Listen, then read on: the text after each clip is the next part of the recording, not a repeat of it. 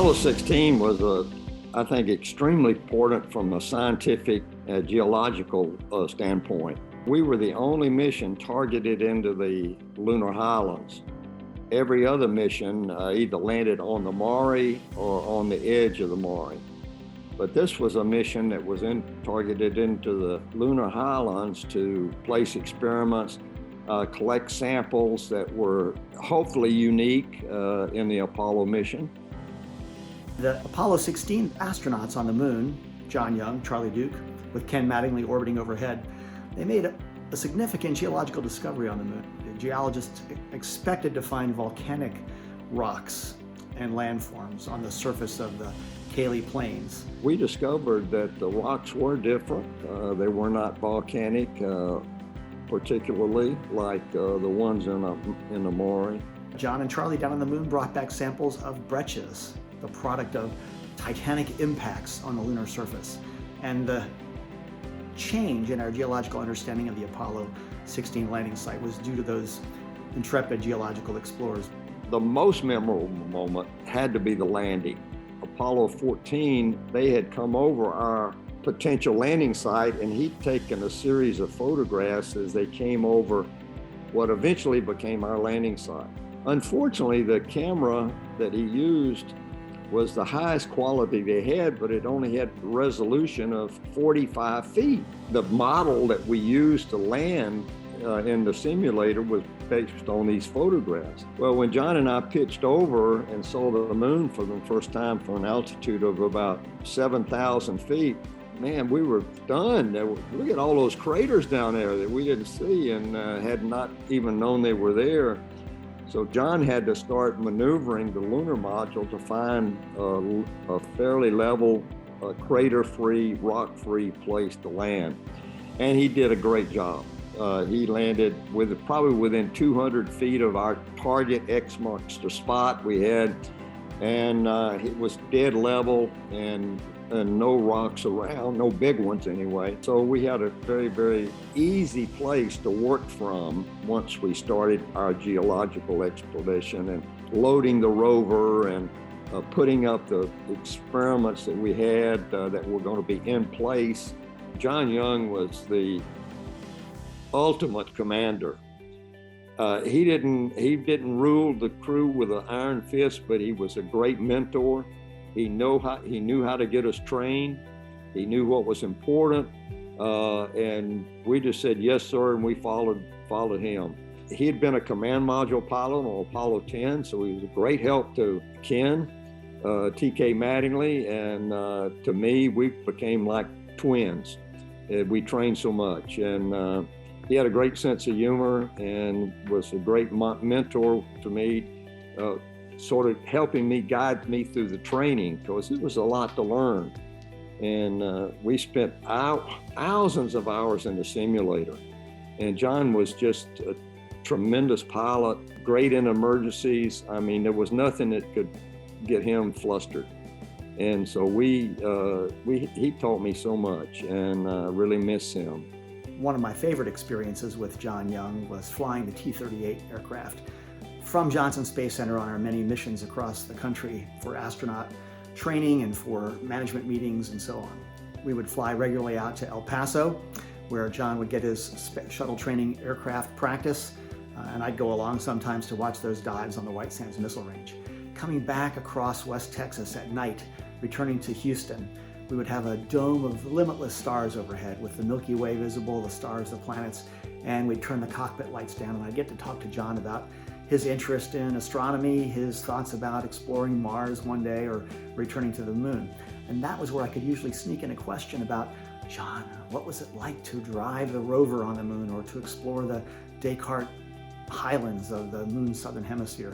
And that's when he would come out of his shell a little bit, crack the test pilot demeanor, and really reveal some of the secrets of what it was like to be a human exploring the moon. What a treat for me as a shuttle astronaut, knowing I'd never go to the moon, to hear those words, those memories from one of humankind's truly great explorers. When I think about Apollo 16 and the excellence shown by the team back in Houston, the astronauts around and on the moon, I think it represents the best of NASA and America as explorers. I think the Astronaut Scholarship Foundation is trying to support and nurture the young explorers that will continue those explorations in the future. The astronaut scholars that we promote and support will be carrying our footsteps back onto the moon in the coming decades. They'll visit the nearby asteroids, and they'll use that knowledge gained on the lunar surface on the nearby asteroids, and that will carry us on to explore Mars and answer the questions about whether life is unique to the Earth or whether there's life across the vastness of the solar system and the rest of our Milky Way galaxy. Well, when I was selected to the Astronaut Hall of Fame,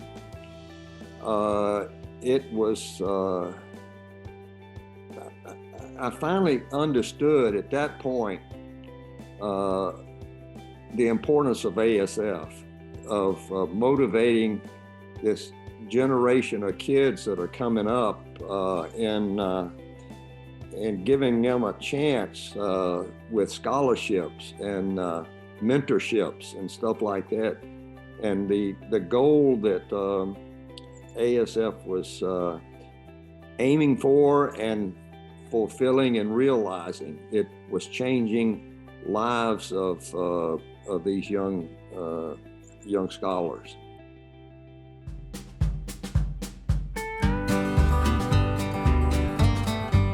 As far as I know, Pete Conrad on Apollo 12 was the first guy that took country music into space. He was a big country music fan.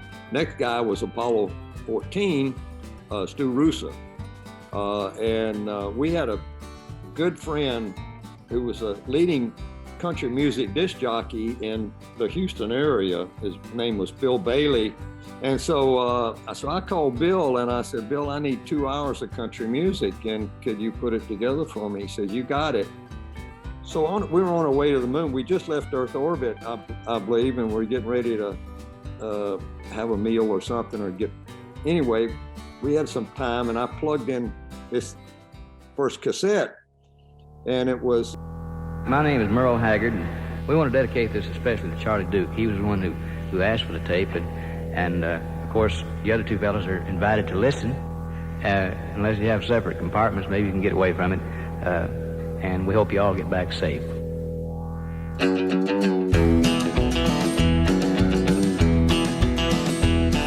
When Charlie Duke was a little bitty baby, said, I want to be a pilot, and his daddy said, maybe if you work real hard and you never play the fool. Next thing you know, he's in a T-38, flying up and down and all over the place, so they signed him up and they sent him off to astronaut school. Now he was just a boy from the Palmetto State who ended up in outer space, but he liked his music country, and that, friends, is pretty cool. Charlie Duke took country music to the moon. He blasted off and busted out those songs by Buck and Merle, Porter, Jerry, Chet, and Dolly. Rode that rocket ship with Charlie. Folks from Bakersfield to Raleigh sang with every tune. When Charlie Duke took country music to the moon. He did real good in his pilot role, so they sent him on up to Mission Control, and everybody said he's the best they'd ever seen. Well, he was backup man on the flight that burned out. You know, the one they made the movie about, but he got his chance on Apollo 16. Charlie Duke took country music to the moon. He blasted off and busted out those songs by Buck and Merle, Porter, Jerry, Chet, and Dolly. Rode that rocket ship with Charlie. Folks from Bakersfield to Raleigh sang with every tune. When Charlie Duke took country music to the moon.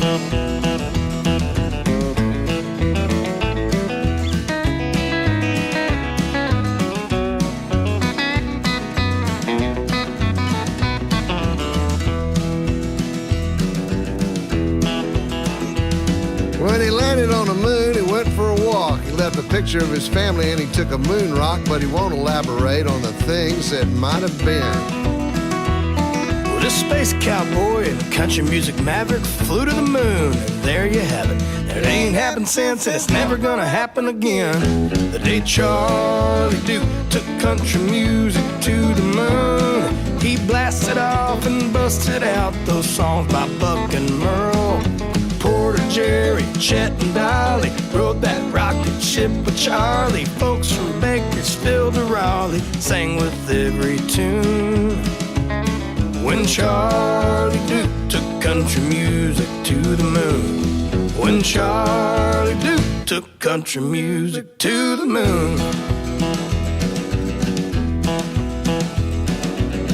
My name is Merle Haggard. This is my band, The Strangers, and I hope that we will be able to do something you'll enjoy hearing on your way to the moon. And of course, we hope that you come back, but we want you to leave this tape there, okay?